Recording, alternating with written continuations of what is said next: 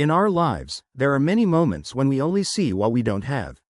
We keep saying this is missing, that is missing. While complaining like this, we don't even realize when we forget about the things we already have. Think about it. If a tree has no fruit, do we call it useless?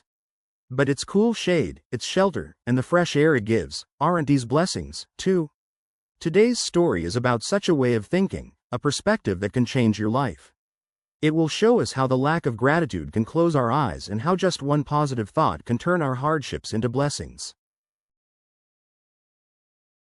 A long time ago, when people still traveled long distances on horseback, there lived two young men named Ethan and Lucas. They had very different personalities. Ethan was calm and patient, while Lucas was quick and bold. They were working in a big city far away from home. 3 years had passed, and now their hearts longed to return to their village, where their families were eagerly waiting for them. One day, Ethan stayed calm as always, but Lucas became very angry. Their carriage driver refused to take them through the forest, so they had no choice but to walk on foot from the border. They started walking quickly, hoping to cross before darkness fell. The first forest they entered was full of hunter traps. Step by step, very carefully, they avoided them. Their bodies grew weak with tiredness, their throats dry with thirst, but the pull of home kept them moving forward. After a while, they reached the bank of a rushing river. Bad news. The bridge had been washed away by the heavy rains. There was no other option. Swim across. With great effort, they finally made it to the other side. But misfortune struck again. Their water bottle was swept away by the muddy current. Ethan, happy to be safe, thanked God and changed into the only extra clothes he had. But Lucas grew even more upset. Now they had a long road to walk, but not a single drop of water to drink. And then heavy rain began to pour down. In fear, they ran, looking for shelter so that their last dry clothes would not get soaked.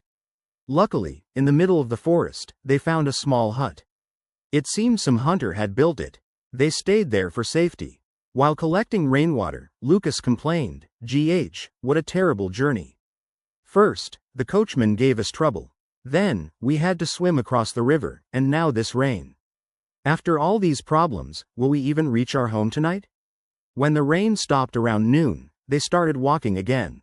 Slowly, the forest ended and they saw villages in the distance. But now the sun was burning hot and hunger was making their stomachs ache. At last they reached a giant shady tree. They sat down there, ate the last of their food, and lay down under the tree in exhaustion. Suddenly, Lucas complained again. "What's the use of this tree? It's big and shady, but it has no fruit. It's useless." Ethan stayed quiet and thought for a moment. True, the tree had no fruit, but wasn't its shade a huge blessing in this hot sun?